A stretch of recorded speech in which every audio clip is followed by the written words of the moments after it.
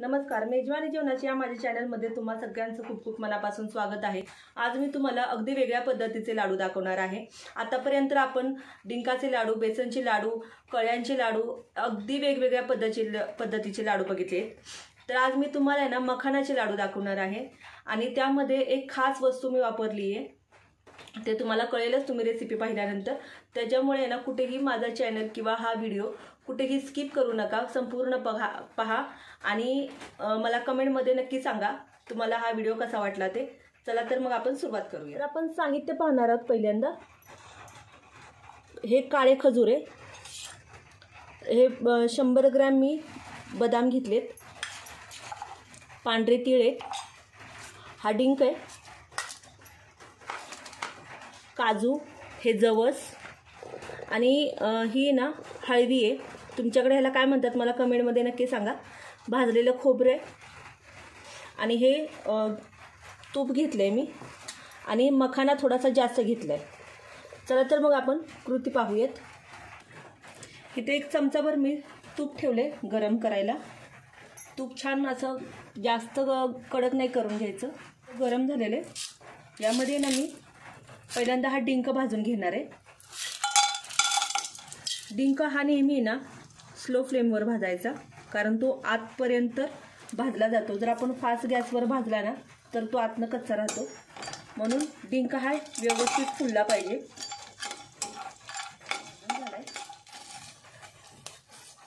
आता आपण हा एका प्लेटवरून काढून घेते।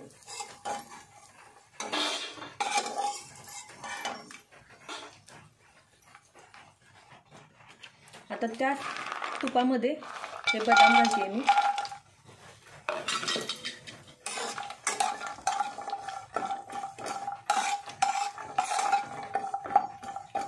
काजू बदाम नाही घातलं तरी काय हरकत नाही, काजू खावावा थंडीमध्ये तरी। काजू इथे छान भाजून झालेत, काढून घेऊया। मस्त असं खमंग वास येतो काजू भाजल्यानंतर।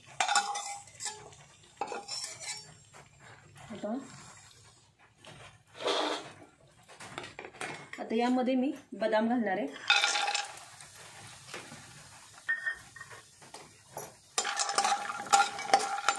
बदाम पण छान भाजून घ्यायचं। या सगळ्या वस्तू जिन्नस आपण का भाजून घेते, कारण पावसाळ्याचे दिवस आहेत आणि कोणत्याही ह्या पदार्थाला वास लागू नये, कुबट यासाठी असं खमंग भाजून घेतलं ना तर चवीला छान लागतं। काजू भाजून झालं होतं माझी बदाम, आता हे काढून दिलं होतं, पण तुपावर थोडंसं भाजून घेतलं ना वास छान येतो त्याचा।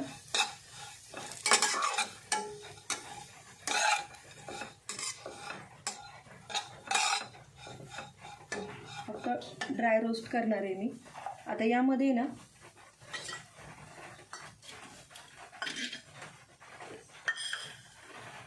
तीळ घालते मी 2 चमचे।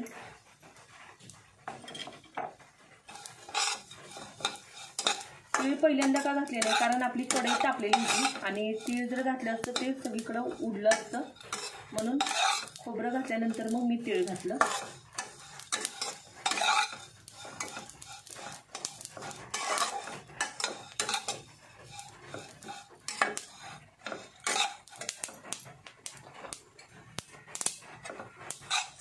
आता आपलं खोबरं सुद्धा छान भाजून झालेले। हे काळी खजूर घेतली आहे मी, काळी खजूर पण आपल्याला अशी परतून घ्यायची आहे थोडीशी।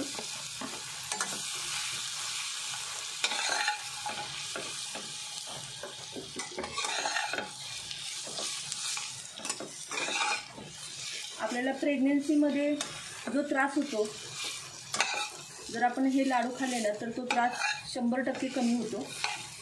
कंबर दुखती, सांधे दुखतात, अशा वेळेस आपण हे लाडू करू शकतो। ही रेसिपी आहे ना माझ्या वडिलांची आहे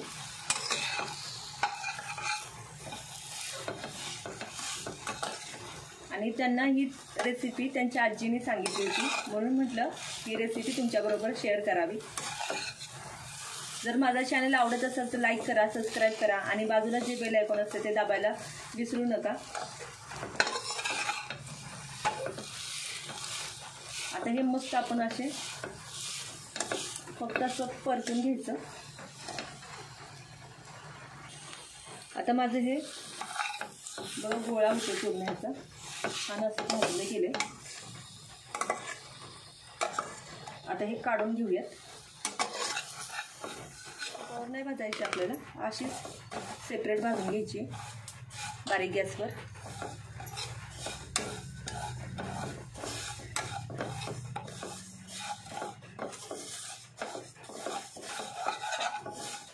डिलिव्हरी झाल्यानंतर बघा हळदीची खीर करतात आणि लाडूमध्ये पण घालतात. हळदी तशी खूप औषधी आहे. हिमोग्लोबिनचं जर प्रमाण खूप कमी असेल तर हळदी आपल्याला दुधातून खायला सांगतात बघा.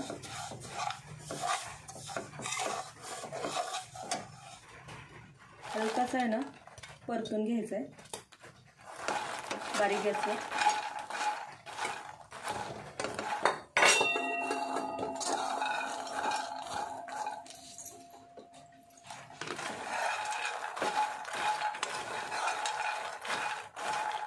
मखाना हा उपवासाला सुद्धा चालतो आणि मखाना हा कमरेला सुद्धा चालतो, कारण मखानामध्ये ना कॅल्शियमचं प्रमाण आहे ना खूप भरपूर असतं. थंड करून घेऊयात. आता हे सर्व जिन्नस आहेत ना थंड करून घेऊयात आणि मिक्सरला वाटून घेऊयात. आणि जवस आपल्याला आहे ना कच्चेच वाटायचेत, जवस आपल्याला भाजायचे सुद्धा नाहीयेत. जवसामुळे ना जवसामध्ये जो चिकटपणा असतो ना तो बायकांच्या कमरेसाठी आणि सांध्यांसाठी खूप उपयुक्त असतो. आणि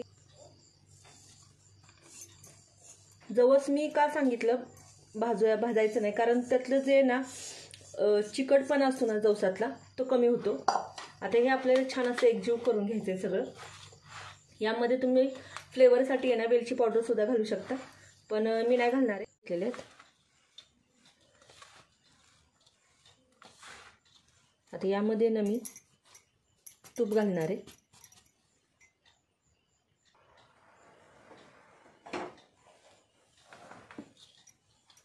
इथं ना मी 2 वाट्या तूप घेतलं होतं. मस्त असं गरम करून थंड केले. आता हे मिसळून घेऊयात. इथं मला हे सगळे ना मिसळण्यासाठी 2 वाटे तूप लागलेले.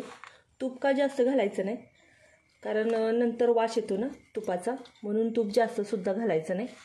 आता याचे आपण आहे ना लाडू वळवूयात. असं बघा.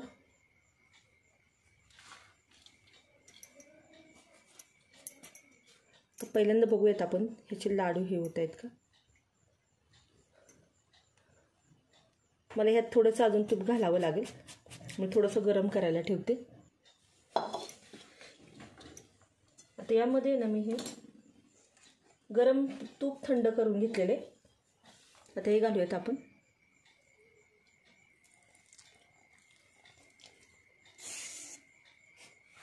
छान मिसळून यात.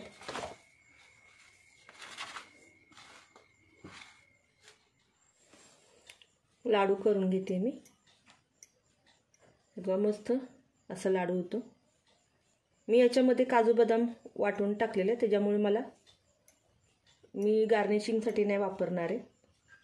बघा मस्त असा गोल गोल छान होतोय. तर अशाच पद्धतीने मी सगळे लाडू करून घेते.